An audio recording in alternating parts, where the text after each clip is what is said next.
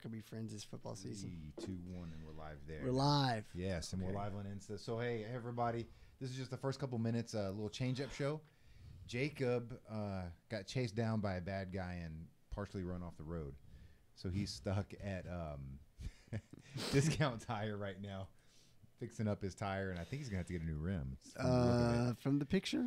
Yeah, from the picture. I can't definitely. show the pictures. Oh, see, I should have shown the picture. Definitely gonna have to. That's a jacked out tire. That is not a good thing. Yeah. Did he get the name of the guy? Or the guy just probably not. He probably just kept driving. I just told him. I said, I'm glad you're okay, and I'm glad you're not on 6 o'clock news. Dude, the other guy would have been in the hospital. Well, if you caught him, I'm pretty sure. Exactly. So then he would have been on 6 o'clock news. Yeah. But you know what? I find a lot of times people who fight in quotation marks, don't really. Let me take that back. People who are good at fighting, well-trained fighters, not newbies and white belts and things of that nature, or just people who just like to scruff it up. But people who actually train in fighting typically don't get in a lot of fights. Well, it's funny you say that because I don't think I've ever told you this story. I'm pretty sure I haven't. When Braulio Estima was down here, I guess it's almost been 2 years ago. He was doing a seminar but hanging out for the whole weekend. And I got to be the lucky guy that got to be his chauffeur and all this other stuff. And he was super awesome guy. One of the coolest guys I think I've ever met. And anyway, he was telling me a story when we were driving from the airport. And we were talking about traffic or something. And he was like, yeah, it's only the second time I've been in Texas. And the last time I was in Dallas has been a few years ago. And it didn't go well. I said, what do you mean? Well, I rented a car and I was driving down the highway. And me and this guy got in it. And so the next thing I know, we're pulling over. And I'm like, let's do this. He goes, I'm just going to teach this guy a lesson. So he takes him down, mounts him, and starts just slapping him in the face and messing him up. Making him feel silly. Yeah, just like teaching him. He was like, I'm teaching him a lesson. Like, don't be talking shit. And don't be getting into a road rage incident. And you'll run into someone like me. Which, that would be a horrible nightmare to have to fight Braulio Estima. So anyway, he says, so he gets up off the guy, and then the guy goes running to his car. Well, I mean, it's Texas. Of course, Brazil, but he's been living in England for a long time, right? Okay. So, but he says it was kind of like a clue as soon as the guy started running for his car that there was a problem. So he started heading back to his car a little quicker. He says the guy pulls out a gun, starts dumping rounds at him, and he has to haul ass and get out of there. And he was like, who learned the lesson? He says, I was the one that ended up learning a lesson. Don't ever pull over on the side of the road. That's because you said the first thing I thought of was like, fucking Dallas, road rage, he's going to get shot. Yeah, well, and it was hilarious. He said, the lesson was I should have put him to sleep and left him there and then drove off. Yes. Not let him get up and go to his car, which is probably true. But he was right. Like the actual lesson was don't pull over. Just fucking go. Just go home. An 82-pound 80-year-old woman can take you down with a gun. Hell yeah. I'm going to teach this old lady a lesson and then fucking bam. Lesson taught. If I saw an old lady that was trying to, I just get out the way, but hell yeah. The point being is that, yeah. If I saw an old lady telling me to pull over. I'm a little surprised he got out though. That's not common. He just wanted to teach the guy a lesson, I guess, and he thought, he's fucking Braulio Estima, so he knows he's going. It doesn't matter who he runs up against, pretty much. He's going to be physically able to do what he wants. Pretty much, yeah. But and he did. It's just the problem was he let the guy get up and run to his car. And of course, when I know as a police officer, if you see someone running through their car, that's a problem. Like there's a good chance that's the first thing I'm thinking of, gun. Which because they're probably not running to get away if you're not chasing them. They might be running to get away, but I don't know. I don't want to take a chance that I'm not thinking ahead. Anyway, it's just funny you talk about like road rage incidents, and you would think that too. Like most people who are professional fighters and whatever. Would never get into, but I think we do hear stories of guys. It happens, just I don't think at the same most frequency. Most fighters are pretty chill. Yeah, I think too. Yeah, I agree. You know better. Yeah, and they're just chill anyway. They're like, I ain't got time for that. And it's like for me, I know a lot of times when people get aggressive at bars or all this kind of stuff. I don't give it. I mean, obviously I'm taking care of it. I'm not gonna escalate it. I don't give a shit. I'm de-escalating it. I don't care. Yep, I'm a cocksucker. Yep, I got it. Yep, I look like a little bitch with lipstick. Cool, man. I hope you get home to your girlfriend okay. Like, I'm not gonna, you know what I'm saying, like that. To where it's, if I wasn't sure of myself and I didn't have that confidence and I didn't know if I could defend myself and I still had some aggression, I'll say, fight. Absolute fight's gonna happen. Yeah. Look, you can't call me that. There you go. It's done. I think I'm like that for the most part, but you catch me on the wrong day. I have my days where I think it's the cop in me, and I don't know what it is, but like there's just this thing that you get so used to being in control of situations and always, taking charge of stuff, and if someone is overly aggressive towards you, you take charge of them and deal with them.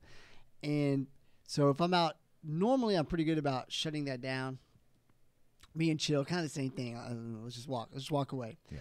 But sometimes I have to make myself, like, when it happens, and it doesn't happen that often. Sometimes I have to make myself. I have to have that inner dialogue. Yeah. This is your career ahead of you have everything to lose. Be real. This guy has nothing to lose. I don't care how fucking chill I am. I've got to have the inner dialogue. Yeah. I've got to have the inner dialogue. It's simple as this. Yesterday, I'm trying to get some iced tea. We're at Berry Hill. Got some more nachos because you started plugging that in my head. So it took a little. So you had to go to Berry. Had to go get some nachos. See, that was your fault. But I'm there. I'm wanting to get some iced tea, and this lady is blocking it, trying to collect. I think she collected like 6 different cups, right? So there's iced tea stand and the cups right here, right? So she's collecting all these cups, blocking the thing. Sitting there just kind of looking around and wants to have this conversation with somebody. And I'm like, my food's getting cold. I just want a little bit of iced tea. Yeah. And I intentionally went around and got other things because she was taking her time. And I'm just like, tap, tap, tap, tap. I'm like, don't say anything, don't say anything, don't say. And then I'm starting to choke in my own blood from biting my tongue. Yes. And it's just like, be nice. My 7-year-old's right here. Don't say anything bad. Don't you? Needless to say, I got water. I was like, I couldn't. Yeah. I just had to leave the situation. I've had to have that inner dialogue several times. I don't know. There's been a few times I haven't had it, and those are happy times. Those are I don't know. I should talk about that on something someone could look up. But I don't know. Most of the time, I'm pretty good though. I can talk myself into checking myself, but not always. It's there. Okay, so I'm gonna stop my stream on the live right here. Sounds good. And so jump over jasoncpowell.com and hi, everybody. The actual videos live there. You just go there and it's there. Okay. It's simple as that. So I'm going to shut this down for a second. It's jasoncpowell.com. You can go to Instagram. The link's there. YouTube. So we're no longer live. Oh, that means stop. I did not know that was going to happen. I'm very sorry. There's your. Oh, was that the timer? Yeah, but I didn't actually do that. Check it. I thought it was just gonna I thought I had it silent. I thought it was just gonna, Well, no, because see the text that you've got to set each one. I know, I get confused because it's like I do the volume thing and I've got 10 different volumes I can choose from, and I'm like, what the hell? Just making sure that was still going. Cause see now my control panel's down there, so I've got to actually look over. I'm like, oh, dang it! We need a bigger table. You know what I'm thinking about? I'm thinking about getting rid of the table. Yeah, just have it like doing the lounge chairs and the whole. This. No. With the so you just have these come up around the chairs. Just have lounge chair's not a bad idea.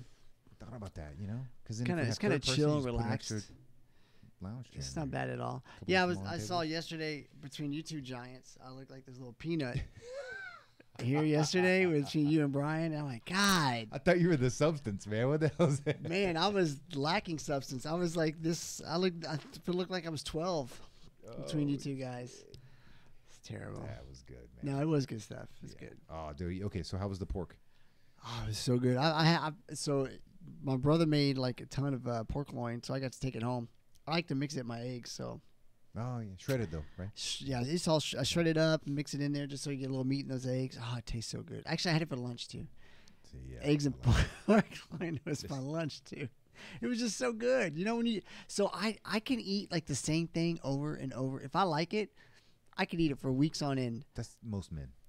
Yeah, but I know a lot of guys. They're like, "How can you do that? I need variety." I'm like, "No, if it tastes good and it serves the maybe so, maybe so, maybe you're right. I don't know." But yeah. I'm just saying, I don't give a if you give me here's a chunk of really good steak, and you give me that really good steak for 7-8 days in a row. I don't give a crap. I love it. Yes, I'm happy. I'm the same way. I'm happy. I don't need a lot of variety in my food. I might get real freaking fancy and put like a little extra cracked pepper on it. Put a little barbecue sauce. Yeah, or even a little barbecue, little really steak sauce here. Sometimes a little, higher end mustard on the side on a couple of pieces. I'm a really simple guy. Yeah, like I'm very simple on so many levels. I'm not afraid to say that. I'm a simple man. That's a lot of men. There's too much other shit going on. I don't worry about that. I don't have the energy for it. Give me a good chunk of meat. I'm good. I'm happy. Yes, I'm a cave. When it comes to eating, I'm definitely a caveman. Yeah, I'm just like chop the horns off, cut the tail off, kill it, and just slap it on the plate. Yes, skin it, slap it on the plate. I'm gonna hit the motivation. This has been irritating the crap out of me, so I'm gonna jump on this. All right. Okay. Motivational speakers, and inspiration. Who is an inspiration? Why they're an inspiration? All this other kind of nonsense, right? Mm-hmm. And I say nonsense. That clearly is going to set the tone for my perspective. I think we've established. Okay. I don't even know where to start with this, but I'm just going to say this. To kind of learn formats and what people respond to and things, I listen to a lot of podcasts. I watch a lot of things. Mm-hmm. I try to figure these things out to get a feel of it. Not that I want to mimic it, but I want to know what people like. So maybe I can put a little bit of that or try this, try that on what we're doing, right? Mm-hmm. So I'm going through and I see a lot of business stuff and being an entrepreneur and starting your own business, all of that kind of stuff, right? Let's just get with all of that. And it's fascinating to me because there's such a spectrum of things, of successes and failures and different industries, and what works for a taco stand won't work for a burrito stand, whatever. Does that make sense what I'm saying? Like even industries that are parallel, what works here fails there, and locations. So it's fascinating. So I watch a lot of it. Right. I'm interested. It seems like to me that the same 10 to 20 things are said by every one of those people and just recycled and repeated and repeated. And then they just sometimes will find another way to say it or steal another way to say it from somebody else. Mm-hmm. And they throw it up, and then they're fucking heroes. Yeah. Oh my God, you're the greatest person. I've never thought of that in my life. I'm like, are you fucking under a rock or something? Like, it's everywhere. It's everywhere. Like, you go on there and you go look at any of them. I'm going to use one of the bigger ones and just say you go look at Gary V's account.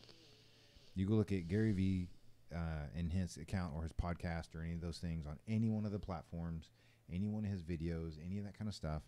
And he's straightforward with it all. That's why I'm using him, is because he doesn't really give a shit. He's just like, basically, go fuck yourself. Just if you just go do something, you already beat 99% of the people out there. So just go do it and have fun. And he kind of has a different way of saying it, but he says the same thing all the time. Right. People in droves go to that. Like, I don't understand. Like, it blows my mind.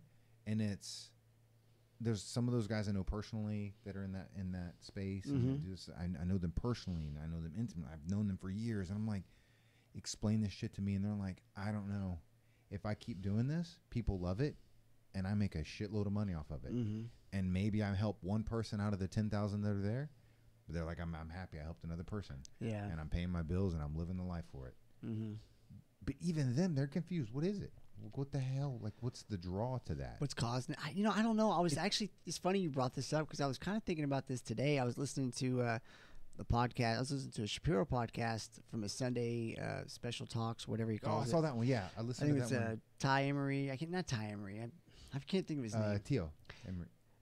Is that how you say it? Well, that guy. Yeah. Yes. And I don't know a lot of motivation. I know Gary Vee. Everybody knows that guy because he's everywhere. But I don't know a lot of them. And this guy, I realized after listening to him talk for just a few seconds, okay, so this guy's a motivational guy. Yeah. That became very clear. And I was thinking about, so he has his little way of formatting his motivational stuff. Well, the 33% rule. So it seems like they'll coin some type of phrase, right, that rings. And there's like logic behind it and stuff like that, but it's nothing that's ever groundbreaking. I never listened to like a motivational guy go, oh, that's the piece I've been missing. Right. I'm like, yeah, no shit, get up, pay your bills, go to work hard, Right. find something you enjoy doing and push it. No shit. Like, yeah, to me, it seems like a no shit thing. Yeah. Maybe not to everybody. And I don't know, but I've always felt like also a lot of motivational speakers, not all, but there's a lot of them that are full of shit. Yes. And that are just recycling stuff because somehow they're very they're very articulate and have a way with words and have a way of drawing people in, and they're charismatic, and they just basically get paid to bullshit people into believing in something for a few minutes, and they sell a bullshit book, and that's they didn't even write, and they just run around the country making money. And then there are speakers who I think are actually very effective and do have a message to give. And I think those are maybe more along the lines of someone speaking to groups about something very specific. Maybe PTSD is an issue. Yeah. So people who have survived that and have a message for people dealing with that and have tools to help people deal with that because they've learned. There's also a little bit of motivational speaking in what they do because they go around the country. We have a mutual friend, Ann Carrizal. That's part of what she does. She gets asked to go around the country speaking to police groups, veterans about PTSD, about what it did to her, about how she's survived it, and giving also would you motivational message with it.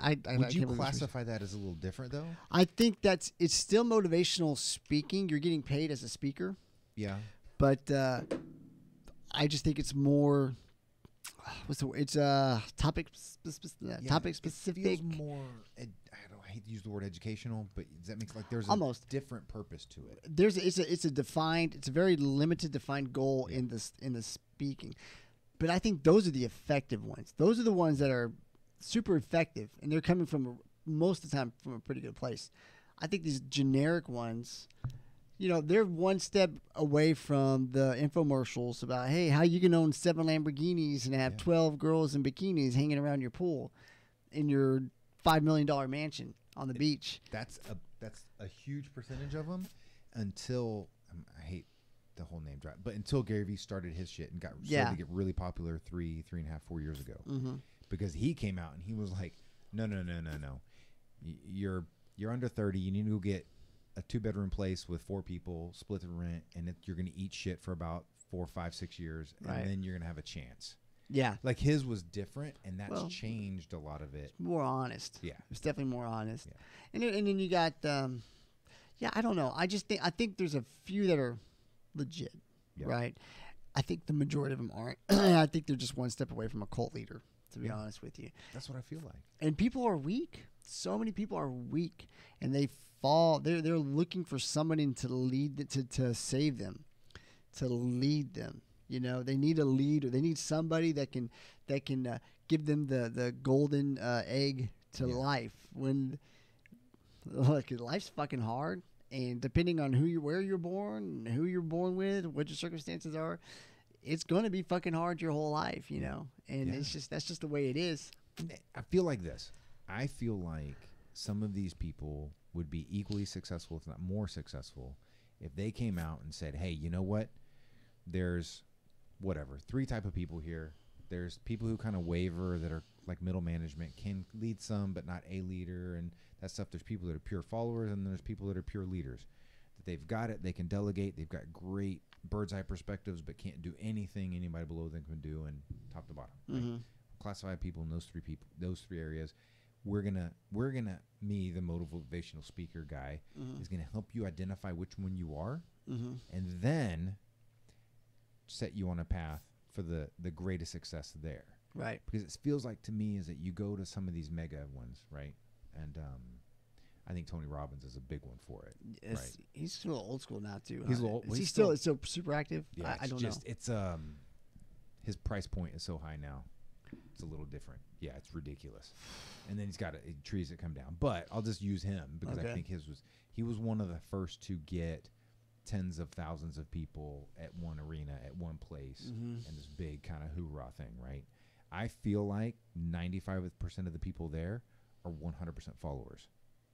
Oh, yeah. And he's giving them a message that really is for that 5% of the leaders.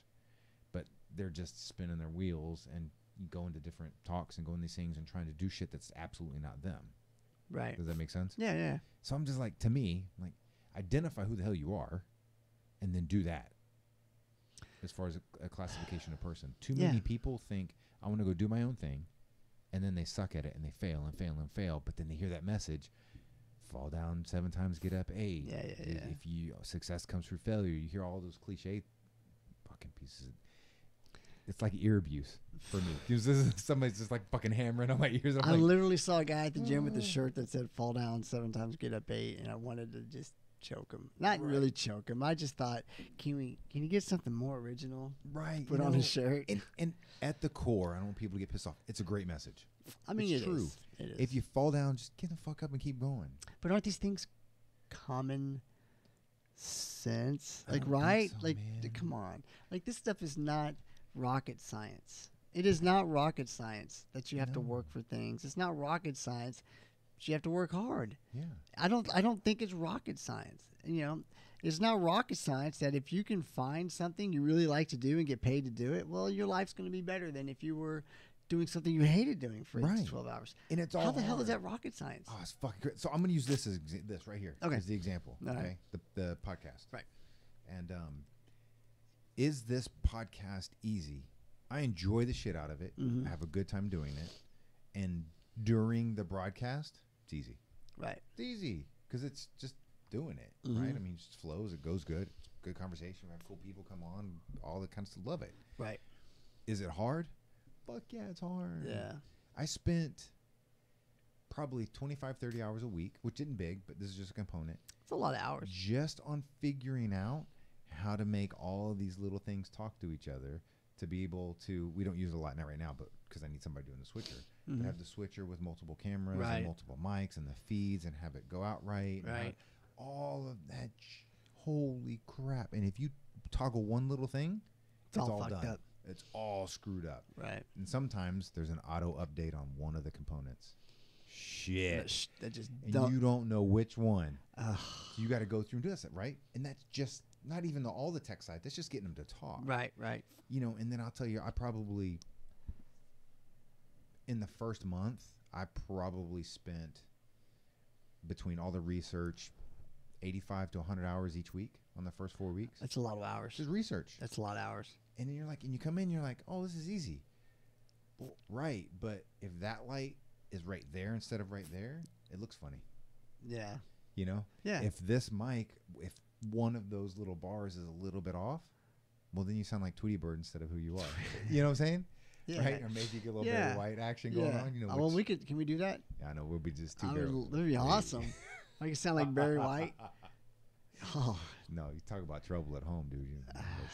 No Barry White, Tweety Bird. Yeah. Right, but so I'm just using this example to go along with what you're saying is that shit's hard. Yeah. And no matter how easy something looks, it's fucking hard. Yeah. It's not that easy. Well, most of the time, right? Right. But I don't know. I think motivational speakers are just. I don't think it's. You know, it's funny. So Jordan Peterson, although I don't classify him as a motivational speaker, he did come out with that book. I think it's called the 12 Rules or 12 Steps. Rules of Life. I think it's 12 yeah. Rules of Life. Yeah. And he literally said, "This is not rocket science. I'm not putting anything on that book that is not common sense." He goes, but some people have never been taught this ever. They've never been shown this. So it's just basic fundamental stuff to get you going in the right direction. Yeah. He goes, no, if it's not rocket science. He goes, that was the biggest I think critique he said he had was it was dumbed down and it was oversimplified. And he says, yes, it's simplified. It's simplified for people who've never had it, you know, and who are like, man, I just can't get things on track. Yeah. Well, this is a way to start getting your life on track. So I think depending on who it is and how they format it, it could be super helpful to somebody. Yeah. I just think there's a ton, just like any industry where you can make money. I don't want to say not having a skill, but if your skill is bullshitting and being super charismatic and that's it, maybe you can bullshit people into giving you money. I mean, we see it with pastors, Joel Osteen, people like that. Because that's no different to me. Yeah. They're bullshitting people and they're giving them a shit ton of money. And so you're going to get those guys who, I don't know, charlatan is still is that even a word still in usage? I don't know. It sounds like it's such an old school word, but I can't, like con men. You're going to get con men running in there and conning people out of money, telling them and reading some of these legit guys, and then just tweaking the words a little bit and regurgitating it for other people. It's so frustrating to me. Yeah. Yeah, I bet you it's real frustrating to people who are legitimately in the industry and who have legitimate background, legitimate skill, a legitimate experience that can benefit others. And then you got these guys making them look bad. So, well, because I get this, and even Steph said this, and a lot of people have a couple of mentors that have said it, and they're like, you need to write some books. To me, you got to write some books, because they're like, a very different way of business and of networking and of touching people and getting through to people. You have a very different way of doing that, and they're like, you need to go write books. And I'm like, I can't, because the second I sit down to write a book that I know very likely would help thousands of people over the next 5 to 7 years, because then things get obsolete. Right. Thousands and thousands. I know it would help them. I'm like, I can't, because I feel like I'm one of those fucking gimmick people. I feel like I'm selling an ab roller on TV. Yeah. Did you listen to the podcast with Henry Rollins on the Rogan podcast? I didn't. That's the one I haven't. Do you know he's written 27 books? I know. Well, yeah, I knew it was 20 something, but I had no idea. I knew he'd wrten a couple. Yeah. He was super interesting, because I know Henry Rollins through Black Flag, through when he was solo career, that stuff, and but to hear him talk, and he's really very not antisocial, but he has a lot of anxiety talking to individuals. Yeah. He says talking to groups of people, performing, easy. He says, I love it. He says, I can't wait to do that. I can't wait to get on stage. He goes, but sitting in a room and just having conversations with he don't see regular people, but just having conversations with people, just having a normal conversation. Yeah. He's terrified of that. He's like, he does not have a lot of friends, because he just doesn't like to do it, which was amazing to me, because all I've ever seen is his performances, some of the other stuff. He just seems like such a, like, you'd think he's this super outgoing. Like, the charisma's oozing. No, I was really surprised. It was super interesting. But yeah, talking about but he's written like 27 books, and I don't know what kind of books. I know some of them have been about his stories through music and through his concert days and some other stuff. But I don't know. It just turned out, I think it's one of the things I love about listening to the podcast when they have interesting individuals on. He just turned out to be not what I expected. Yeah. A good number of his guests turned out that way. Yeah. Yeah. It was pretty interesting. Which is and cool. I'm such a Henry Rollins fan. I thought I was, but I didn't really know anything about the guy. Now that I realize it, I was just a fan of his performances and music. But now it's like I didn't even know the guy. Well, because that one I intentionally just put on a watch later. You'll like it. I want to be able to that's one I want to listen. You'll like it. I don't want to say anymore. I don't want to spoil it for you, because there's some surprises in there. Oh yeah, don't give me that. It's some cool stuff. And let me know when you finish it, and I'll be like, can you believe that? Isn't that cool? But it's actually pretty interesting. But yeah, the book writing thing, man, I don't know. It seems like book writing would be such I don't want to say daunting. I don't think it would be daunting. It's just, it requires so much time and focus to really do it right, Like, you just have to be patient. I know a lot of writers take years to finish books sometimes. Yeah. And then you got like Stephen King, who busts them out when he's taking a dump. He's just got freaking writing books out. He's just got a gift at it. Isn't he the most prolific writer ever? I think I heard that somewhere. He's written more books. There is a term like that to him. Yes, something like he's written more books or more because he's written everything. Like he's written. There's no type of book he has not. Like we know him for horror, and a little bit for sci-fi horror, but he's written everything. I remember reading a fantasy series he had wrote. Yeah. Didn't even. It was shocked me. I was a kid and I was like Stephen King because I'd written a 7 or 10 book series or some kind of bullshit. They were smaller books. He had like Dark Tower series, which they made a horrible movie. I was so mad because I love the Dark Tower series books, and then I was like super excited. I was like, oh my god, they made this into a movie. It's perfect, and they shit all over that thing. I was like, there's no way he was part of this. There's no way. As a writer, he's a cool cat. You got to listen to some of his private interviews and stuff. Yeah. Just Google them; they're all over. But he didn't give a shit. He's like, I write it because it's there. I just he doesn't have to. It's fun. And if some jackass wants to pay him $2 million to do it, and he's written books under other names. Like that's the thing. There's like a lot of books out there, and I don't know the names offhand, but yeah, he's written books under other names, which I think other authors do too. A decent do, but I mean, he has I think like at least 6 or 7, but there's got a lot of books, a lot of aliases. But I'm pretty sure maybe he's the most prolific American writer, but he's like one of the most prolific writers ever, which is crazy. I just can't believe he can. I just can't imagine that he could just. And the story, some of them I'm sure are shit because he's written a lot of books, but all the Stephen King books I've ever read, of course, they're almost always famous books. Yeah, so fucking good. He's good, man. So fucking good. There's so many that he's done that are. Yeah. I read Thinner on a fucking airplane ride from Europe. I was I don't remember. I was still in high school or junior high, but I remember we were flying from Germany to Texas for holidays or something.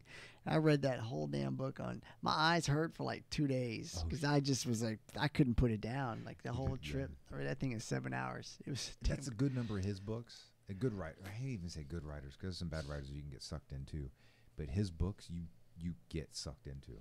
Mm-hmm. You get chapter and a half into it, and he's good, man. Yeah. Dude, he's good. You know what's the worst though? When you get into a book and about 100 pages into it, you realize you just wasted your time.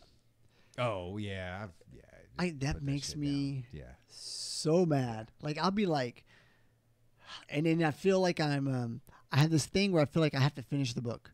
Like you started it, you got to finish it. Yeah, no. And I and I'll even try to muscle through a little bit more, and then I'm like, what are you doing?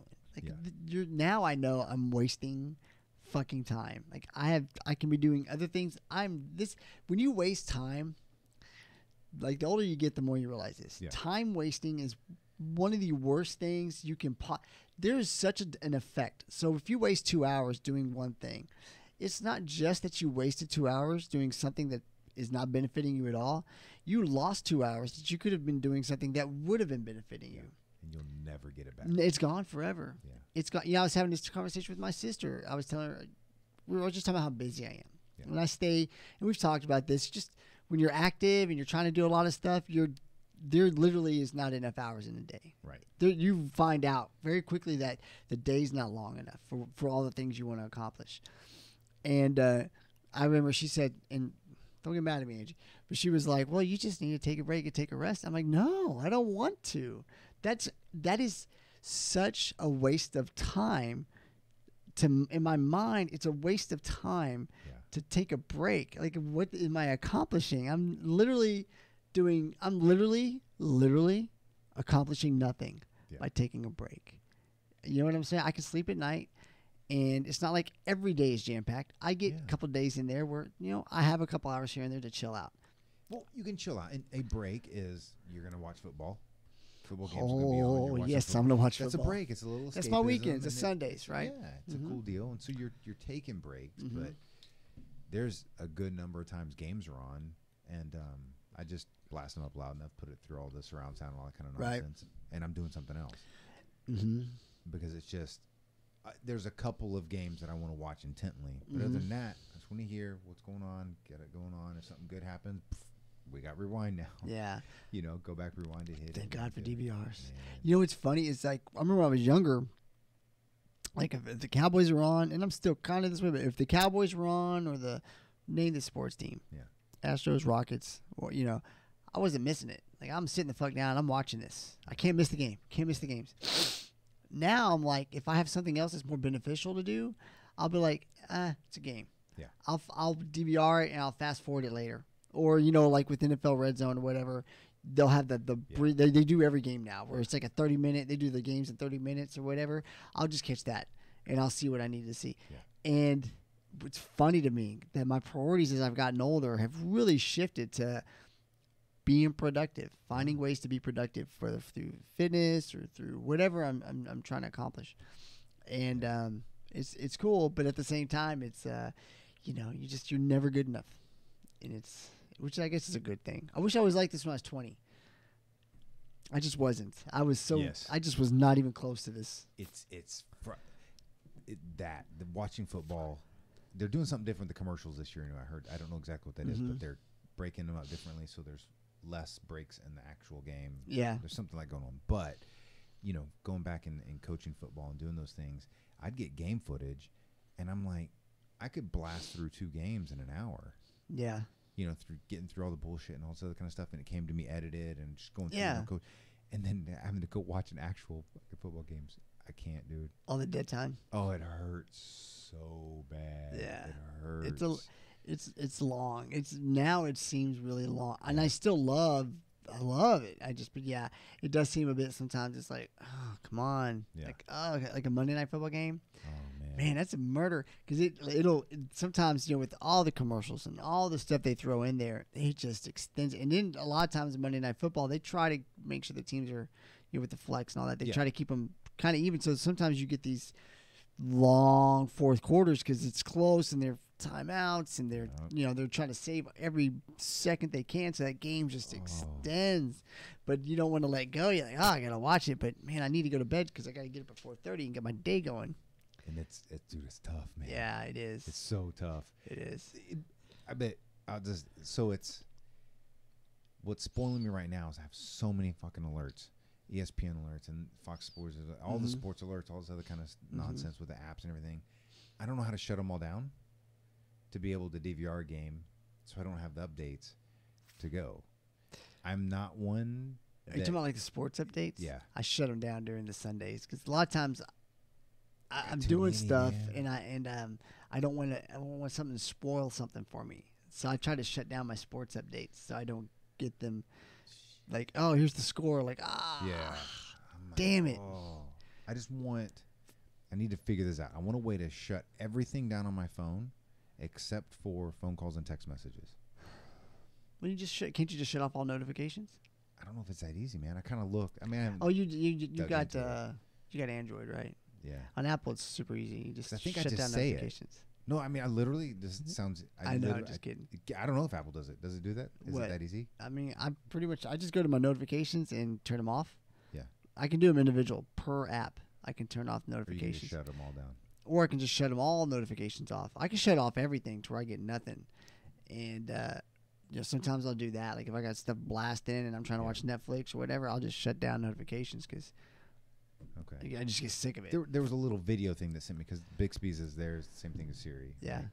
And it was like, Bixby, turn off all notifications. And then it did it, right? And so I don't know if that works, and I haven't tried it, but I bet you. Yeah, I'm pretty sure. These their cell phones are almost the exact same. They're pretty almost. I mean, mine doesn't blow up on an airplane. Because it sucks. I don't think that qualifies as sucking. So did you watch the video from Seattle of the guy who took the flight? I saw most of it. Yeah, I saw most of it today. What'd you think? That was crazy. I was like, part of it, I was kind of like, is it the guy on the ground? Like, is the guy on the ground doing something weird with the camera? And I'm like, oh no, because everything is, because there's a little bit of the horizon on some of it. Right. No, that's the fucking plane. Isn't that crazy? I'm like, holy shit. You learned how to do that on a flight simulator at home. And then the one part, I looked away for a second, so I assume it was the same one. The one part where he's coming down by the water, where he's doing the crazy shit, and he's like literally with the skimming fucking plane, the water, like skimming the fucking water. I'm like, I thought it looks like he's gonna hit the water, and then he pulls it up, and then pulls it, and then I don't know flight terminology, but whatever banks to the right, I don't know, but I can't believe he couldn't land it.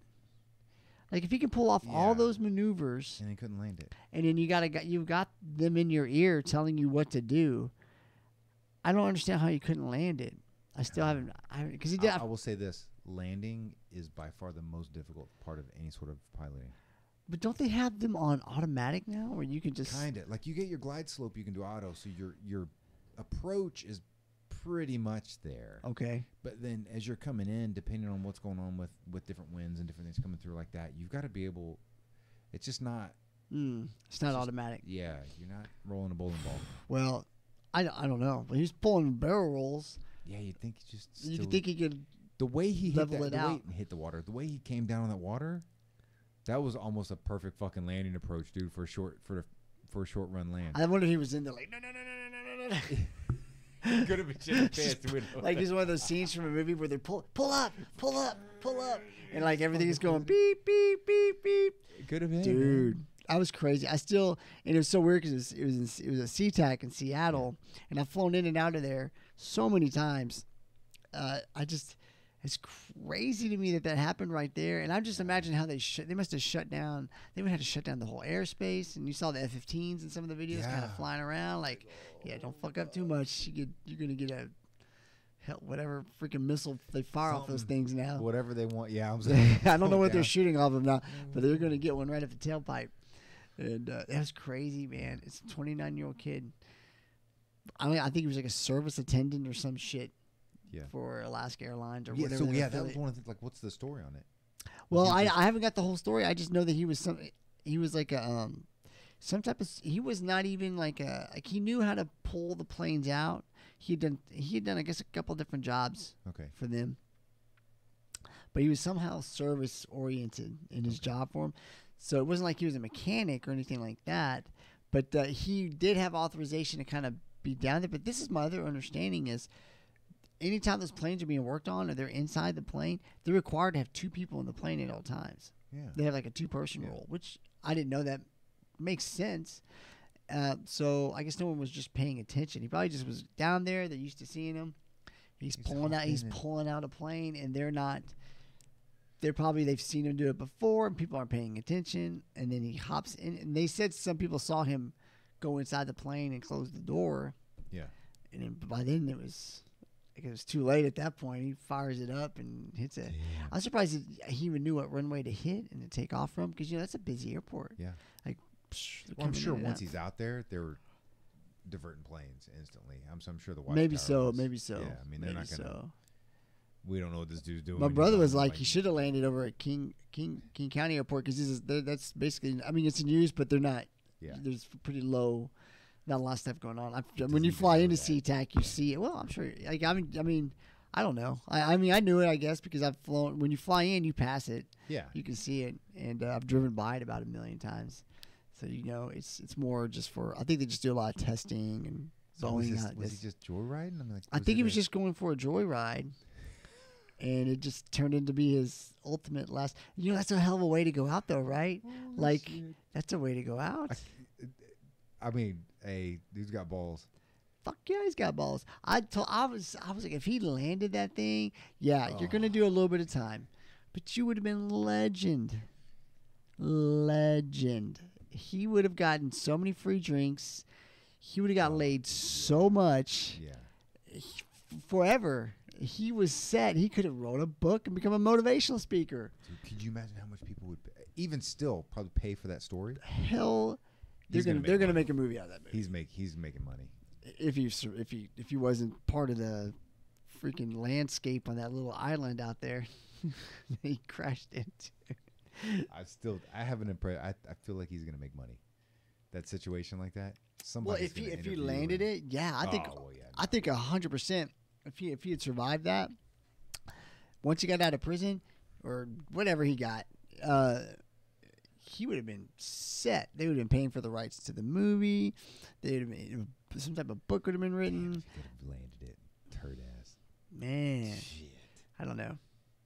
It was pretty cool, though. I still freaked out by that. I thought that was cool. That stuff is just. You ain't going to see that every year. You don't see that every day. No. You may not see that again. I don't know. That was bananas. Okay, so there's like all kind of crap on my mind. I'm just trying to figure out where to go. Okay. Because I don't want to go too crazy. But, okay, so I believe it was in Arizona, the kids that were being trained for the school shooting. It was Arizona, right? New Mexico. It was in New Mexico. New Mexico. Okay, because I knew it was like they kept showing and talking. I'm like, wait, what? But I was so interested in the story, I wasn't watching maps and all that kind of stuff, like what's the whys and all this other kind of business. That freaked me the fuck out. I'm like, wait a second. There was some kidnapped kids in there too, wasn't there? Was I think the whole story was one of the men had fled with a 3-year-old. Okay. And then there was a wrong report. Like they found a dead body that was about a 3-year-old boy, and they thought that was the boy, but then they said no, maybe not, and all that kind of stuff. So I don't know. I don't know what that was. But they had the kids, and then 2 or 3 women, two older men, 2 or 3 women, and then all the kids that were being trained. I'm like, to shoot up schools. And I'm like, what the fuck? Then I found out the property owners had sued to get him evicted from their land. I guess there was some sort of squatting rights or something. I don't know how he was there. I haven't followed it that close. And then they said they couldn't enforce the eviction because he couldn't be served. The service, like nobody was there to receive the mail, and so the service of it was wrong. And then they had previously negotiated with him to try to get him to land swap with some other land they had, or get him to move somewhere else or some other kind of shit. And I'm like, the f- this world coming to? Dude, that was nuts. Like, so there was a connection between him. His father was one of the original people that was investigated for the original World Trade Center bombing. Yes. Yeah. But I do think he was cleared, although he had connections. He was probably tied to it in some. Well, they had the prosecutor, the federal prosecutor, and his name slips my mind right now. The guy who was the head prosecutor in that case. I read his book about it. Okay. It's a really good book.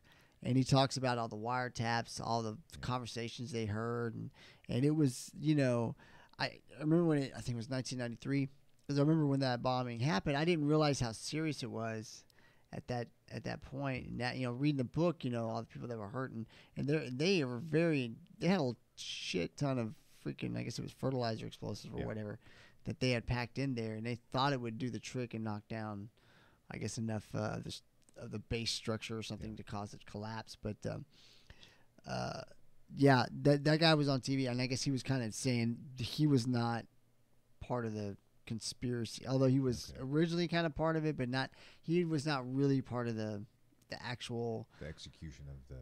Well, he was not really involved in the actual terrorist portion, although he had connections, and he was associated with some of these people, and I'm not sure of the whole thing, but I remember hearing him say that, and I go, well, if he says it, he was the head guy doing the investigation, so it's pretty legit. Yeah. But at the same time, it's just a weird connection to see that all the way, now. What if now I think they were really malnourished. They didn't have shoes, they were malnourished. Yeah, it was a messy situation. So there's no money in there to actually make. But could you imagine if he had the money and funding to make that an effective little terrorist training camp? Oof. You know what I mean? That's frightening. And I'm just like this. This is probably I dive into some conspiracies and all that kind of bullshit, right? But this is me. We find one. There's not one. There's never no one. way. There's never only one. Never. No way. Never only one. For sure, there's legit terrorist training camps in our country. I don't know. I can't believe people don't realize that's a reality. Right, and that's what we're a big ass country. There is a ton of land that nobody sees. Drive through New Mexico. That's what I'm saying. Months and years at a time. Drive through West Texas. Yeah, so much land. Hours and hours of barren nothing. That's we have a side. Shit ton. We got it in the plains. We got it in the mountains. We got Pacific it in the Northwest. Forest. Go north. There's just shit tons of land where nobody is around, and 100% there's terrorist training camps going on. Yeah. There's just no doubt. We just haven't. I mean, there's some have been found. I mean, there's the ones in New Jersey a few years back was found, and I'm sure. I'm not gonna put too much faith in it, but I know our law enforcement is aware of. I'm sure they're aware of stuff going on. There's a lot of stuff that happens that you never really hear about. Yeah. But they're monitoring some or finding them and searching for them. But there's no doubt in my mind that we got terrorist training camps in our country, and we'll see something happen. You'll see something happen. Inevitably, it's bound to at some point. Yeah. It's too many numbers. Right. The numbers just, I mean, can you imagine that? Some 10-year-old kids comes in with an AK-47, just starts. What is 10-year-old? Sixth grade? I should know this. No, it's not. I don't think it's sixth grade yet. I think it's fifth grade. Fifth grade. Fifth grade, maybe. Junior high. Almost junior high would be more like 11, 12. So elementary, still. Yeah, you're still elementary school. Oh, it's frightening. But you take a 10-year-old like that, they could get in anywhere because it's a 10-year-old kid. Nobody's questioning that. So they try to get into a high school. What do you need? They try to get into some type of federal. I mean, I don't know. There's a lot of things. A 10-year-old kid puts everybody, especially in our country, super puts people at ease. And what does he need? He needs help because everybody in our country is, generally speaking, good-hearted people. And you see a kid, you think kid needs help. But if you train one of these 10-year-olds to be like fucking killer, dude, and they exist. Go to Africa. Well, yeah, I mean, clearly. Well, my point is, it's not impossible for a 10-year-old to become a cold-blooded killer. So they're raised that way. Yeah. And there's some of the issues, camps, cities, whatever you're going to call it, that facilities in Africa that do it. I mean, their first kill is at 4 or 5 years old. Yeah, exactly. Not staged. I mean, they bring them to them, but they actually they're killing a human. Yeah, 4 and 5 they years dehumanize them. There's what was that movie that was kind of there was a really good movie on Netflix about it, where they talked about that. And they showed kind of how they kidnap young boys and they train them into soldiers. And I got to see that. Oh man, it's a little bit older now. It's been a couple years out, but really good. And it's a fictional story, but it's based on what actually happens. Yeah. And I believe it was fictional, but it was phenomenal, and it's horrifying because you see these guys kidnapped from their families, these boys kidnapped from their families, and they have no choice. It's either that or they'll end up being killed themselves. Yeah. And it's brutal. But yeah, kids can be turned into murderers. And in our country, we just have no idea. We're so protected from that part of the world that we don't understand, We don't understand how the rest of the world works. Oh, it's nasty. Yeah. It's nasty. So we got these little Antifa nut jobs and these little white. Didn't we just have another white supremacist Antifa fight over in Charlottesville the other day? Oh, there was some kind of little dust up. This is gonna sound so horrible. I saw that like a headline, and I was like, scroll. Pretty much, and it's getting old. It's like, come on, guys. Yeah. Go back to mom's basement. Both y'all go back to mom's basement. Both. I'm like, you fucking people. Yeah. Yeah. What drives me nuts though is seeing like the left or the right trying to make this mainstream. Like, oh, that's the mainstream of that party. No, it's not. It is not. These are these nut jobs that are getting press. It is, and for most part, for a good number of times I'm a fan of Shapiro, right? Right. And not necessarily on all of his stances, but his deliveries, and that he's well educated, he's well spoken, he's logical about things. Even with, Trump, he's kind of like, I'm a sometimes Trump. Right. I would put myself in that category. I put myself in that category. This I like, that I don't like, that I hate, and he deals with it, right? So you don't have to align with somebody perfectly to appreciate them. Right. But this was on, I had heard it. So it was on one of the shows. He was not the host.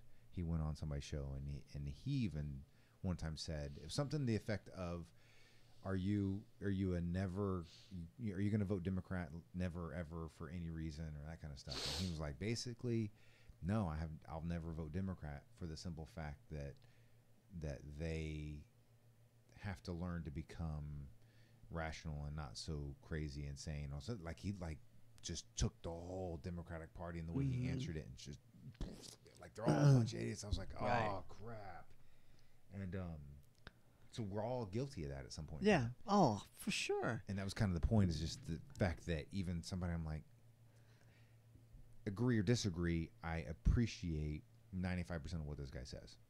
Like, I get it because of the logic, like Shapiro and stuff.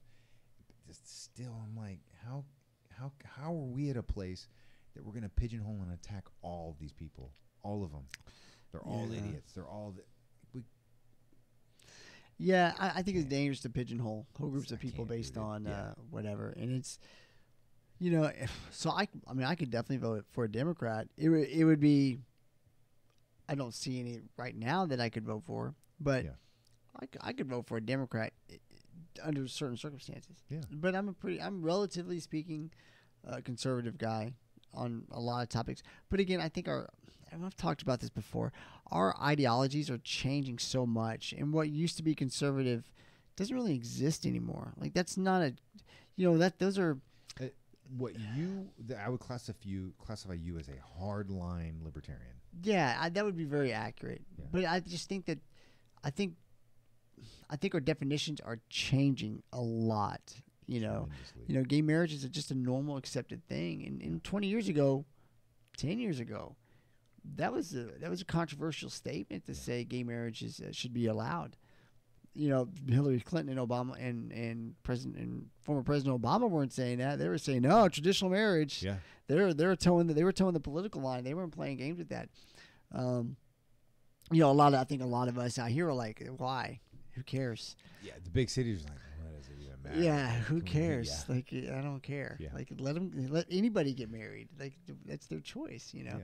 But I think now that right there is even a conservative opinion. I think a lot of conservatives absolutely state, if someone who's gay wants to get married, I have no problem with that. Yeah. Like, there's nothing wrong with that. Not all, but I think it's probably more than 50%. Getting to all real quick. Yeah, Yeah. And it will be. Yeah. We'll say legalization. Are we 10 years ago, 15 years ago? No way, never, ever. What, you had California and a couple other states where they had. California didn't have actual legalization. No, they had just the had medical. medicinal needs. Yeah. Right, and then Colorado was probably the first. I think it was the first. I think it was. I'm pretty sure it was. But that was like it. And they were rebels. I mean, they were like now and people and you could not get people. I remember having this discussion with people at work because I was somewhat pro legalization at that time. Like, this is stupid. We're wasting our time. This is a dumb thing. Yeah. And a lot of people, no, this, that, the other. And now it's more than 50%. In almost every poll you see, people believe it should be legalized. Weed should be legalized. And how many? I don't even know how many states we're up to. We're up to quite a few states that have legalized. A lot of it, because some people are like, "Oh, why does it take us?" It's just a matter of it takes a certain amount of time for it to come up for vote. Does that make sense? So, Well, and you're seeing it. Like Oklahoma is very close to full legalization. They've already got medical, and they got medical the way California had medical, where it was basically a doctor's note.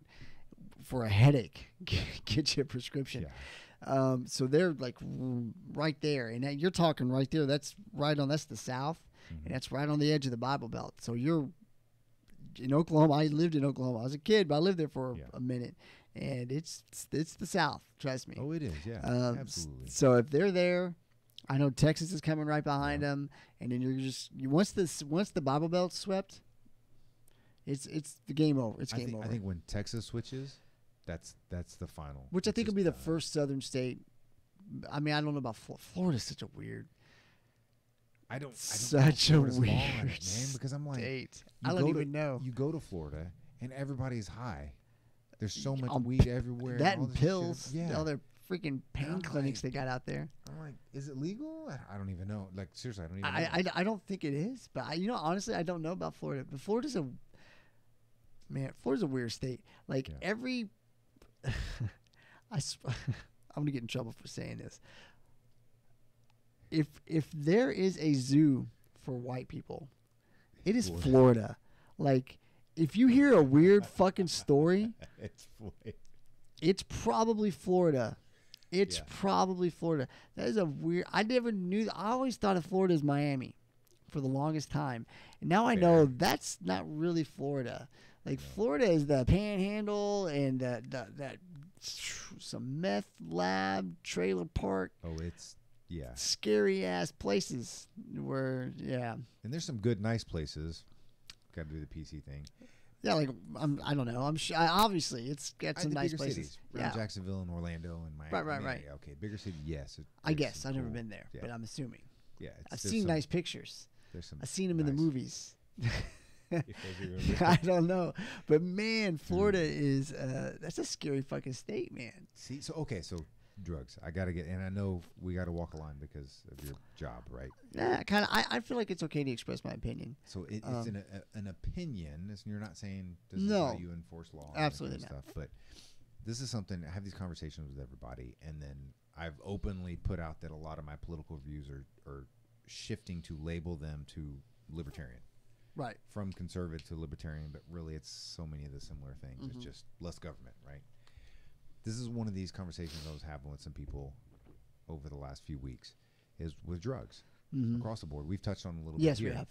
And I have this, I'm working through this in my mind, so I'm undecided on this. But I'm trying to figure out, why do we have a prohibition on these drugs, in quotations, these sets of drugs, that we know unequivocally and scientifically through clinical studies out the fucking wazoo that they are less harmful to humans than this huge batch of drugs that we're prescribing and creating addictions for. Well, why does that exist? And then so I'm like, then just legalize those. try to control them so you make sure that they're pure and they're clean, just like you do with the pharmaceuticals. They're not really always pure and clean, but classify them the same and just make this shit like, why do we have a prohibition on these things when that's the deal? Yeah. Does that make sense? I think it's like common sense stuff, right? Like, okay, these are not harmful to people. So why are we preventing people from? Because it's a weird thing to tell someone you can't do something to their own body. I've always thought that's a very bizarre thing. I mean, not always, but as I've gotten older, I've developed my views and come around. I've realized, how can you tell anybody they can't do something to their own body? Like that's there. If there's anything that is more yours than your own body, I don't know what it is. It's your, like, there is nothing more than that. But somehow we come up with laws and, well, you can't do that to your body. Yeah. Even though it doesn't harm anybody else, you can't do that to your body. So these are drugs and stuff that is common knowledge at this point. Marijuana, whatever. Yeah. They're not harmful to you unless you take ungodly amounts. But hey, caffeine, if you take ungodly amounts, hell, you can die if you drink too much water. Yes. So it's hard, but yes. But it can happen. Yeah. So there's things that it doesn't make sense to I think to us, it's common sense. Yeah. If you look at it from a common sense perspective, someone living life on a daily basis, you're like, that doesn't make any sense. Yeah. What's the purpose in that? And then I think we've talked about this before. Well, then where's the money at? It's always about the money, right? It's always about who's making and who's benefiting from the selling of these drugs versus these drugs.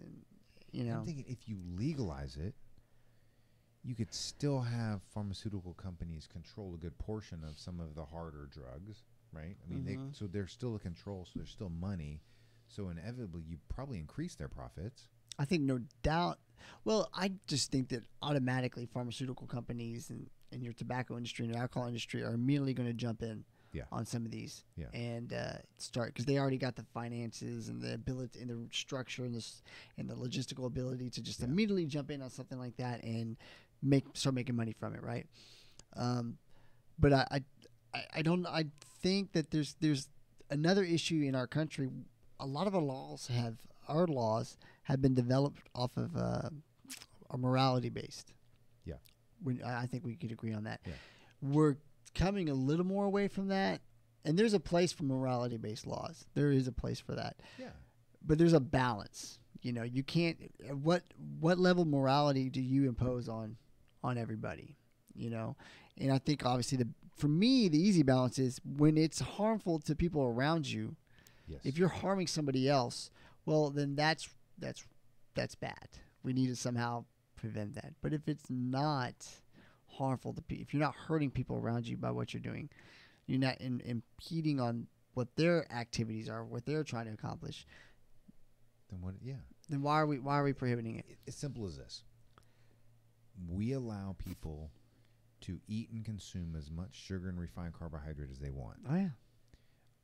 Over a 5-year period, if someone moderately uses some of the harder drugs that are out there, they're not in as bad of a place as somebody who heavily abuses sugar for the same period of time. I agree. And that person winds up getting on insulin and all these other drugs and weight and extra this and extra that. And some of them wind up becoming disabled, in quotation marks. So then they get all these other additional medical privileges put to them. And, medications and all, it just spins and spins and spins and spins. I'm like, why is that okay? Or somebody can get drunk every night of the week their whole life legally, as long as they don't harm someone while they're drunk. That's okay. But you're not going to let somebody have some pot? And especially with today's science. That's always the underline in the tone. We know now. Like for the longest time, the government, blocked studies. Yeah. You can't do studies on that. Yeah. Why? Because we don't want you to find out that it's actually very beneficial to your health and better than some of this other stuff that we allow you to have. No, we don't want you. Basically, that's what it was. We don't want you to find that out. We want to keep the lie going that it's a gateway. It's a gateway to all the hard stuff. Come on, man. I just remember being younger, hearing gateway drug, gateway drug, gateway drug, and I'm like, and I've traveled a lot. You're right. I've seen a lot of societies high as shit and really successful and really productive and really happy. Yeah. Well, what's funny is other cultures, use all kinds of drugs. Yeah. And it's part of their culture. And we're not talking about marijuana, maybe marijuana, but there's all kinds of drugs that are out there that you don't even know about, like ayahuasca, stuff like that. It's not a drug, and normal person doesn't really even know what that is. But there are drugs like that are cultural, and give people profound experiences, or really are beneficial to them in their life, you know. But it's our country and the way it's developed. We started as a puritanical society, and we're still in a lot of ways a little more than that, and coming out of it, because you know, when you go to Europe, you notice very quickly much less. There's a lot more freedom and less inhibition sexually and with relationships. And that doesn't mean non-monogamous relationships. What I'm saying is people are very loving and touching, and it's just a lot. There's a lot less inhibition in how people interact with each other. And you know, over here, everybody's so conservative and they're uptight. Very uptight. People in our country are very uptight. We may not realize it, but when you go to Europe or someplace, very quickly becomes evidence how uptight we are in our society, and how we do things, and our politicians, and some of the things they say. It's still I still laugh, like when Trump was, you know, when he goes to a church and tries to quote a passage. It's one of the funniest things, and the funniest part about it is everybody knows he's not religious. Yeah. Including the people in that church. Right. Except for some unless you're an idiot, you know this guy's not religious. Right. He'll always mess it up. He'll somehow mess up the passage. But everybody just goes along with it. Like he's supposed to do that. So he's lying about his religious beliefs to make you, and even though you're participating in the lie, but because he's doing it, it makes you feel better. Isn't that such a weird thing? Everybody does that. Everybody, you know, not everybody. So but just about a good majority of people do that. So weird. Yeah, and I keep hearing that on different talks and discussions and things. How it's so weird. He's not the only one. There's been other politicians that you know. There's a bunch. But it's just funniest when Trump does it, because he's the least genuine when he tries to be religious and he's not could do the church. He's literally going through. I'm waiting for him to drop F-bombs and GDs in the church. It must be so hard for him not to just screw it all up, and drop a couple of cuss words. Well, there's a church. There's some very high-ranking people, possibly including previous presidents, that are absolutely atheist or agnostic. Oh, 100%. Absolutely. You just, on a federal level, I don't know if you can be. I know in some states you can't run for certain offices if you're atheist or agnostic. You're not allowed legally. On the federal level, I'm not 100% sure. Yeah. State of Texas, if you are openly atheist, you are not allowed to run for governor. How can they allow that? Is that a party denying it? That's a violation of someone's freedom of expression, freedom of religion. Or I'm sorry, freedom of religion. Well, it's freedom of religion, not from religion. Right, but if you choose to be an atheist, how can they prevent you from running? How can that be a disqualifier? I'm gonna pull it real quick. That is so bananas. Like I can't say I'm totally shocked, but I would, because there's like those weird arcane laws on the books in each state, and you go, wow, that's so weird that that's still a law, and it's never been removed. Oh my God. So unelectable atheist in the U.S. from holding public office. I'm trying to see if there's going to be a list. Arkansas. They're going to be all in the South. Yeah, Arkansas, Maryland, Mississippi, North Carolina, South Carolina, Tennessee, Texas. Wow. That was it. That's And they list in this site. They list the article in the section of where you can find it. And so basically, if you are an atheist or agnostic, you cannot hold public office in any of those states. So they could like impeach you or something. If they find out later, then they could impeach you. Wow. That's so crazy that we live in a time when those laws are still in the books. I know. In this day and age. It makes me nervous. I honestly, and I don't think I fully understand your religious position. I think we've kind of touched on it. It would ultimately be agnostic. Okay. By definition, agnostic. And I think a lot of people fall in there when they're honest. And I'll say this. I think there's some level I say agnostic because of that trickling of fear from being engaged in so many different religions that I could possibly be wrong. Yeah. Hey, there's damn possible we're wrong. Right. You know, like as big as the universe is and all these things, you put all that in and you're like, is it possible that there was even a prime mover? So does that make sense? So then I'm like, all right, of course it's possible, right? Of course it's possible. This is so I just think it's amazing in our day and age with our knowledge, right? Today, our knowledge of religion and the history of religion, and when you look at how religion is based on what part of the world you're from, and then you realize there's been in our, you know, like there's over 5,000 documented religions in existence, and you know, people have worshipped trees to suns to whatever, right?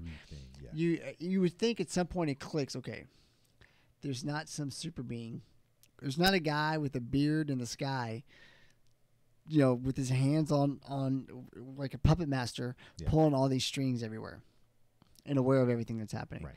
Like, that's not happening. Right. And I feel very comfortable and confident in saying that. And and then a lot of people I know are religious, and they just are. And you ask them to explain it, they can't explain it because they say because of faith. And I'm not trying to knock anybody's faith. So if someone's listening and I'm cool offending you, look, I get it. I have most of my friends are religious, family's religious, whatever. For me, that answer is just not good enough to say, oh, I have it on faith. Yeah. Well, that's what con artists ask me to do, have it on faith, and I don't do that. Yeah. And two, the common sense or the what should you say, the bullshit factor, you know, or I can't think of the term I'm thinking of, but is this logical? No, it's not logical that there's a freaking guy and I'm being joking with the guy with the gray beard, but that some super being is up there controlling everything. Right. Like, it's just not logical. It doesn't make sense. It doesn't. People are I'm gonna say two things on this one. If you were to take any one of the major religions, they're the easiest, and you reverse engineer them down to where they were created in quotations, and you said, based on what we know of those people of those times in that area and their environmental issues, their geographical issues, demographic things, food, money, all these things, and you were to create a religion, the religion that comes out of there is the exact thing that you would think to create, reverse engineering it with our knowledge of psychology and things of this today. Right. And it fits for all of them. It's not just one, it's not kind of this one, it's not kind of that one. And I'm not saying how did they spread over thousands of years, because you can tie in manipulation and say snake oil cells and things like that into it. How they were originated. It makes perfect sense. Well, then that's a problem.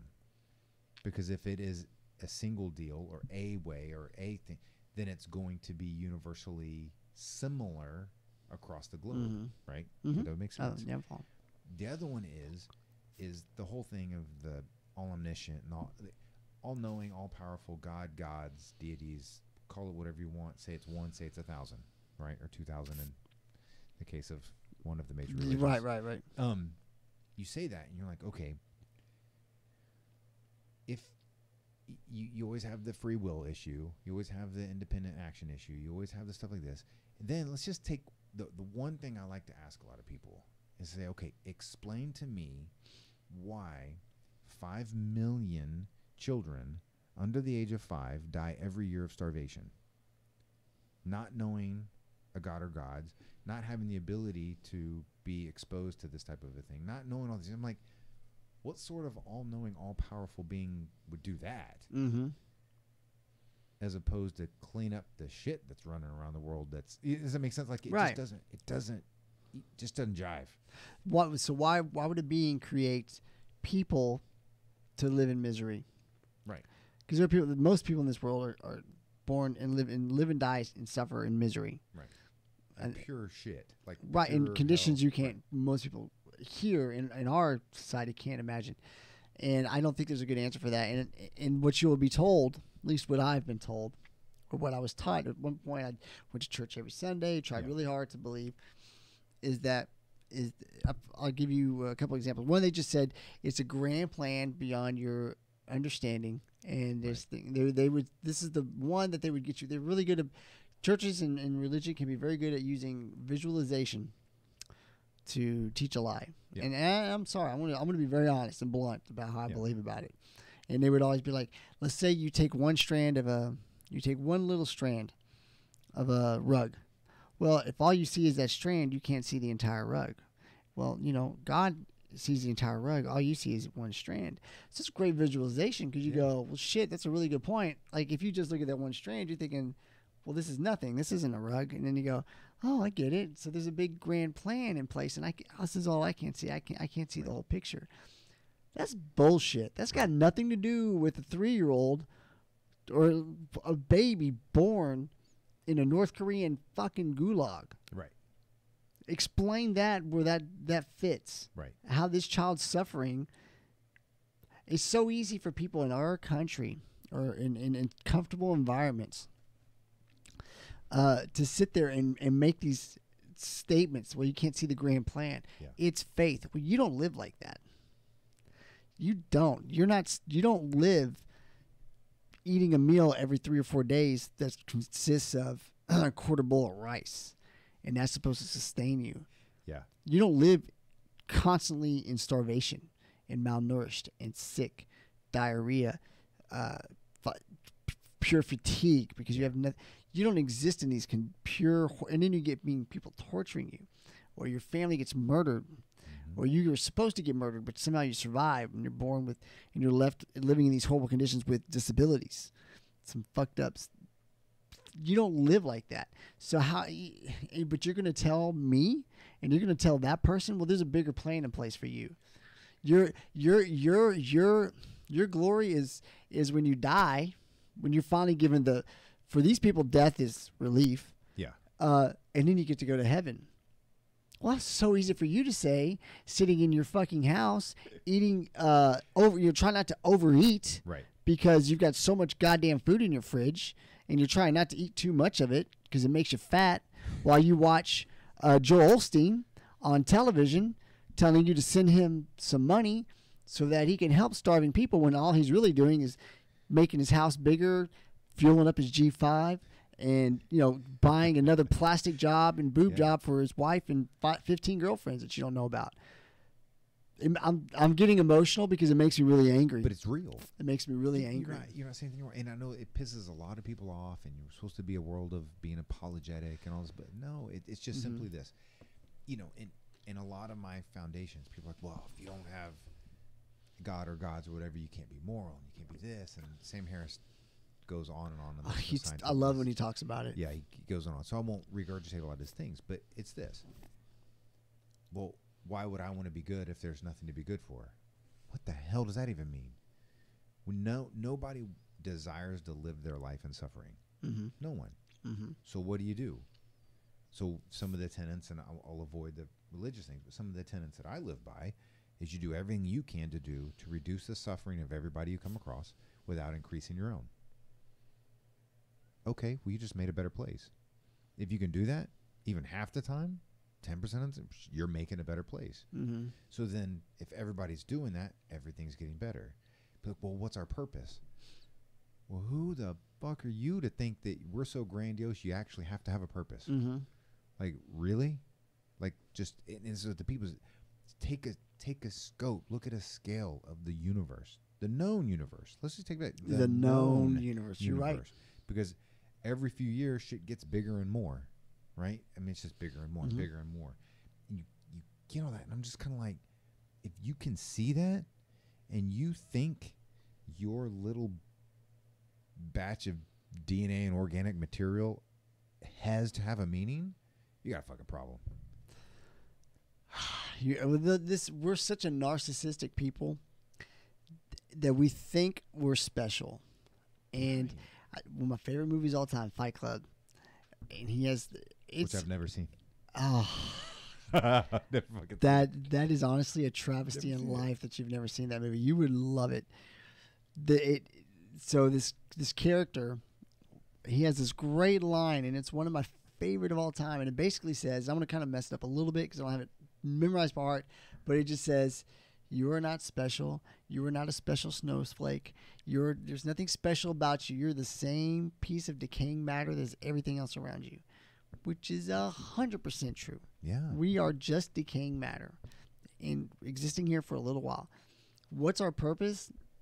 It depends on who you are. Right. And hopefully your purpose is to make things better. But here's some things. People will say, I've heard people cite that, well, without religion, why would you be good? You don't, it's innate to be good.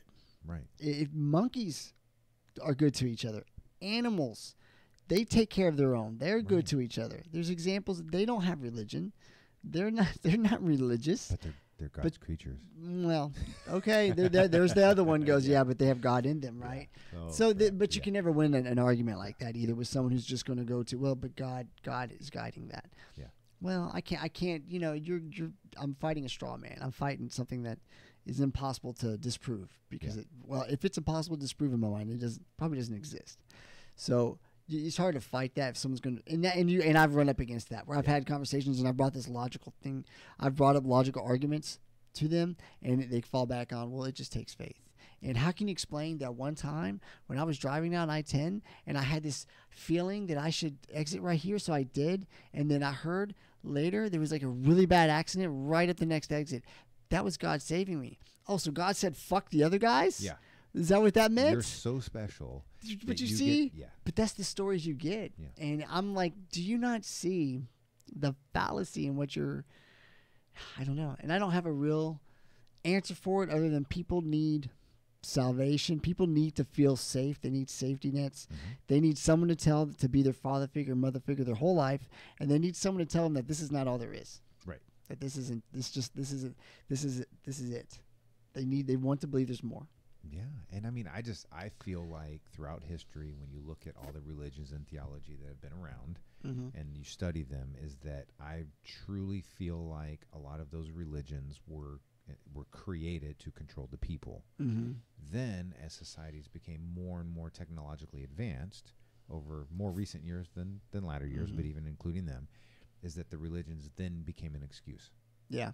So now an excuse. Well, I'm this because that's what God wants. And I'm just saying God. It doesn't have to be whatever. God. You know, I'm this because the deity wants me to be this. You know, I'm fat and lazy because the deity. That's there's a reason for that. That's the way God made me. Yeah, that's the way God made me. It was just that's how I was made. Yeah. I was like, son of a bitch. Like, can we not have the excuses? Yeah. And I feel like it really holds us back as people. I think we fall into these little clusters of religious clusters, and you see. There's good in religion. Okay, I'm not just shitting on religion. There's very good and positive things that come out of religious groups and churches. I've seen it, and I know people who are extremely positive, people who have a very positive impact on life around them and their communities because they're religious. Right. So look, I'm not shitting on all religion, but it's just there's a lot of examples where religion has been very bad for society, extreme versions of religion, and every religion has an extreme version. Yes. I think extremist Islam is the most prominent because there's so much of it, and it's so violent, and we're having to deal with it on a global basis. Yeah. Where extreme Christianity is pretty rare, and I don't know if that the religion itself lends itself to a lot of violence. And that is, got to interject this. Because I have Muslim friends, and exactly. So they're all there, and I understand this. And to be fair, I think just to say that what the Muslim faith is going through today, I feel like is what the Christian faith went through roughly 700 years ago. Right. So take the Crusades and take that stuff where they destroyed a large percentage of the Earth's population. No, they did in the name of God. Yeah. They just went through. It's just different times. And I think that's a great example because you look at the Crusades, but then you also, although the Crusades were probably a little bit of a response to Muslim incursion into Europe. That's about the time Muslims were fighting their way up through Spain, and so you kind of saw a response. But then again, these are landowners and kingdoms that are using religion to fight back against to gain property, and the Crusades is actually super interesting. It's crazy, but I forgot what my point was. But I do think that you just see these extremist versions of religion. You saw it with Protestants and Catholics in Ireland and I'm sure still to this day. Still a little bit today. I mean, it is still existing, but it was bad. It was, remember, in its 80s. In its 70s, 80s, probably, I think long before that, 60s, 50s, it got very bad. Like the violence between both of those Christian religions, but you had two, and they were fighting in the name of their religion's perspective. They believed they both had rights to that land and were fighting each other over it. And then fighting. That's extreme versions of religions can be horribly violent. Oh, that's what I was going to talk about. Was that the reason I think it's a good comparison that like say 1300s, whatever the periods of the Crusades, with Islam today is I think you also saw like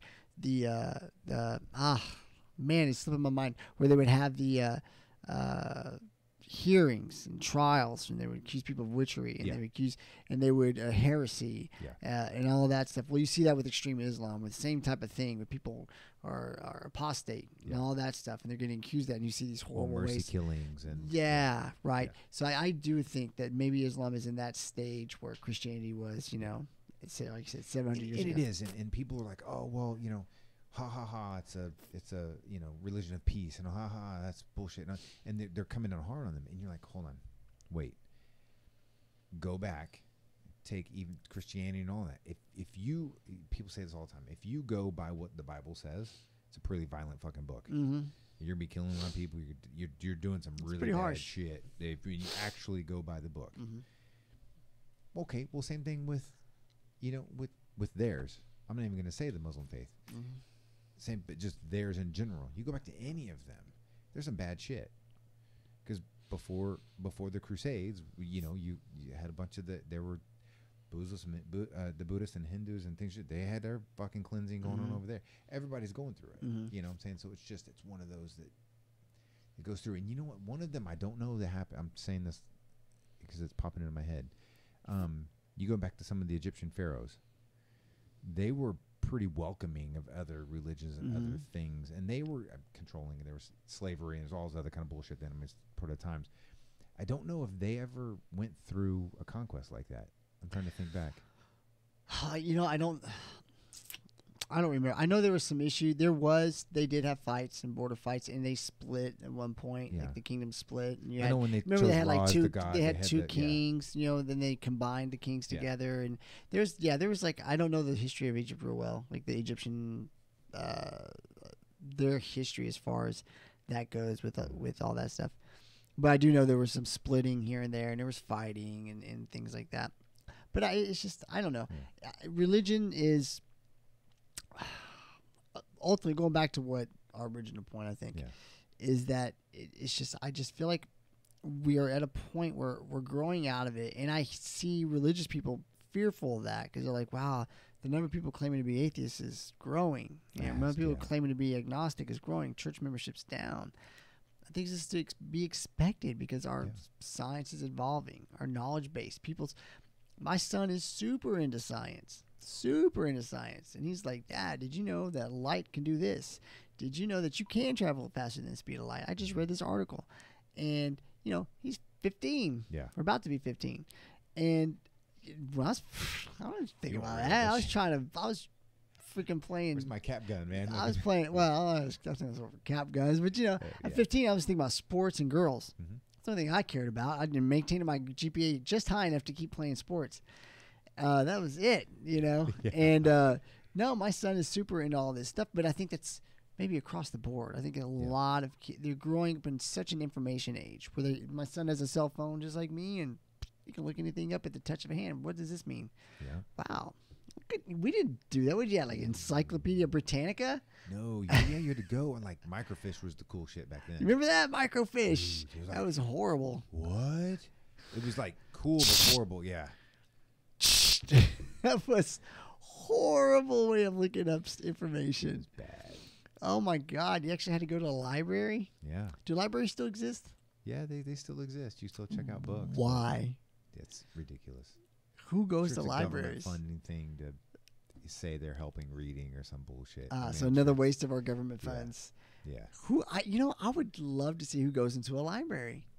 I want just like out of curiosity, because last summer or the summer before, one of the last 2 summers, Steph took the boys to the one over off of near Dulles. Okay. Dulles High School. Okay. It's just a little. I mean, it's 2,000, 3,000 square foot. I mean, it's not like it's a huge library. I'm like, I didn't go. It's just weird. This is so weird. I'm like, you want to read a book? Okay. Yeah. Kindle. Here. Yeah. Your laptop, your phone. I read books on my phone. Yeah. I'm like, just Here you go. It's nuts. Yeah, we're living in some crazy times. But yeah, I think religion. I tell you, it's so funny. When I have discussions with people about it, it's just, man, I don't get it. Like, and it'll be very intelligent on everything else, common sense, but on this, it's just like you just see this mask or blinder come on. Is nothing that counters this will enter this phase. Right, they have like a protective helmet on. Nope. Jesus loves me. And I just You're the devil. Yeah, I'm like, oh man, I'm like, just have a little free thought. Man, like I'm cool, and I'm not trying to shit on religions. I'm not. It's just there has to come a point in time that you're like, okay, you know what? If there is some supreme beings or 1 or 10 or 50 or thousands of them or some kind of crap, be it a prime mover to somebody who sort of loosely engages with the shit that goes on. That's about the most you could show.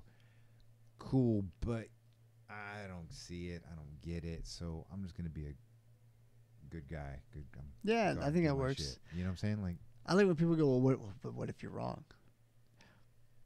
Who gives a fuck? What if you're wrong? I'm like, okay. So I was wrong. What if you're wrong? What if you're wrong? So I was wrong. Well, I'm wrong about a ton of shit. The book says, or this book says. Okay. Really, okay. So the option is, I always say, well, so what's my option? To pretend? To fake it? Because me faking it doesn't mean it's real. It just means I'm a phony. Right. It means when I talk about it, I'm lying to myself and I'm lying to the people I'm talking to. I'm not going to live like that. Fuck that. I think you see a lot of people who are so religious, they're repressed. And then that repressed behavior comes out in really bizarre, weird ways. Yeah. And you see weird things happen. Like with priests. And base level. If there is one or more God's deities, and they're all omniscient and all, you got it, all that. Don't you think they know how to fucking communicate with us? Even if they didn't come down all the time, they'd know how to tell the people right in the fucking books. That's what Jesus was there for. He came down to communicate with us 2,000 years ago, and we're supposed to just go with that. In some really special way that's unprovable today. Yeah. So here's the thing I get told is that it's because God doesn't want to just tell you, hey, here I am, love me. He wants you to have faith and choose to love him and choose without actually knowing. Which why he would make those commandments, most of which are all very narcissistic. It doesn't make sense, right? If you think about it, it truly doesn't make sense. But when you're like look at Ben Shapiro. Yeah. Like we talk, because I love Ben Shapiro. I really do. Orthodox Jew. Straight up. And he has little periods on his show where he talks about religion. And I listen because it's informative. But sometimes I kind of want to bang my head against the wall. But I'm like, I actually make myself listen because I know I'm learning something. Yeah. But he's an extremely intelligent person. You cannot listen to him and not understand that he's a very intelligent guy. Went to Harvard Law. You don't get there without being one of the very smartest and brightest people in our country. He was writing articles at 17 years old. He's a brilliant guy. Doesn't mean he's the smartest guy on the planet, but he's a very intelligent guy. Yeah. Wholeheartedly believes. He's a very Orthodox Jew. So with all that intelligence, it's important to him, and he absolutely believes it. He's a lot smarter than me. I just wonder when all the lights go out, what are his internal words? What's his internal voice? Well, I think it doesn't matter because when the lights go out, that's it. There is no lights more. Like at the house, like it's nighttime. Oh, you mean like when he's thinking to himself? Yeah. He's got to be doubting. Of course. I can't believe that everybody doesn't have doubts. I think the more aggressive someone is with their religiousness or how they present it, probably the more doubts they have. And that's their counter. Because do you ever notice that? Like someone who's extremely, overcompensation is a real thing. You'll notice it. Like going back to gay marriage. Yeah. Remember all these guys that were super anti-gay marriage, and the next thing you know, they're getting busted tapping shoes in public bathrooms? You know what I mean? He wasn't the only one. No, there's guys are getting busted, getting special massages from male masseuses. And they were like the most vocal. And so every time a guy gets super vocal, i.e. Rick Santorum, I'm like, really, bro? Yeah. What are you covering up for? Because you're pretty vocal for something that really doesn't affect you. You know? Dude, I remember all that was crazy. Yeah, I mean, I agree. Yeah. I agree, yeah. So, anyway. We'll get it, you know. I think we shit on a religion enough. I'm sorry, guys. You're still my friends. I love you. If somebody comes to me and they're like, hey, I'm this, and I go every Wednesday and Saturday and Sunday and this, and I'm involved in these deals, and I go on, you know, a mission or 2 missions a year. I love it. Do it. I'm not. If that makes you happy, but that is your deal. Go, man. If you're having a positive impact on your community, don't stop. Then yes, it's great. It's great. It's super great. I want to make that clear. That's what you're doing, and it's a product of your religious upbringing or whatever religious group you're with. Then I have no that's awesome. And if sending all of your weekly savings to Joel Osteen makes you happy. See, I want to cut the line right there because that dude's is a phony ass piece of shit. Yeah, but that's his deal. Like if you got somebody like, hey, if you can't see through that crap, you got dude. You know what I mean? Like if you can't see through that, like that dude is fake. When the floods happened and when Harvey hit, and he got exposed because he refused to open, and then they try to save it later and they try to spin it, but everybody knows what happened. Yeah. You know, that big ass place. No. I can't remember what his excuse was at first. Then he had to because he got called out on the news. You know, hey, Joel Osteen's not allowing anybody. He even held a little bit after he got first called out. Yeah, and then I think his people probably told him, which it wasn't early, it was later. Was that it was everything around there was flooded and we couldn't get people into it. Right. It's my skeptical face. You know that skeptical emoji, like. Yeah, that's the skeptical. If we could take a screenshot and I just put my skeptical emoji face right here, right now. You're like, you mother. Oh, you got to go choke people, man. Oh, I can't wait. I got to work, man. 2 weeks to go. I got to put work in today. That's what I'm saying. You better get up there. I got to put work. What time is it? 6:15, man. Oh, perfect timing. Yeah. Perfect timing. Okay. Hit me another Red Bull. Dude, I got a problem with Red Bulls. This will be my third one today. You got to stop all that carbonation, man. You know what I do? Someone asked me today, like, what energy drink do you drink before you work out? And I was like, bro, let me tell you what I do. Before I work out, it's just pre-workout with some water in the morning. Yeah. Or when I hit the gym. But I know I shouldn't do this, but when I go train, because it's later, I'm a little tired. I've been up since 4:30, been a long day, and I got these young lions in there ready to attack me. I hit Red Bull and pre-workout, and it's off to the races, man. I have great training sessions. I know it's bad. I'm drinking a lot of water, though. I promise you. So I have a really good pre-work on the way out. You gonna hook me up? Yeah, we'll grab one. That's why I love you, dude. Your flavor. You got the best shit. Yeah. Dude, don't play. You'll see. I'm gonna do it. If I throw somebody through a window, I'm gonna tell Brian it's your fault. I don't think. Well, yeah. I'll give him a $10 bill. Fix something. All right, man. Thanks everybody. All right, guys. If you're a religious person, continue that. Still love you, Be man. happy to. Still love you. That's our deal. So peace. We'll see you guys later. All right, guys.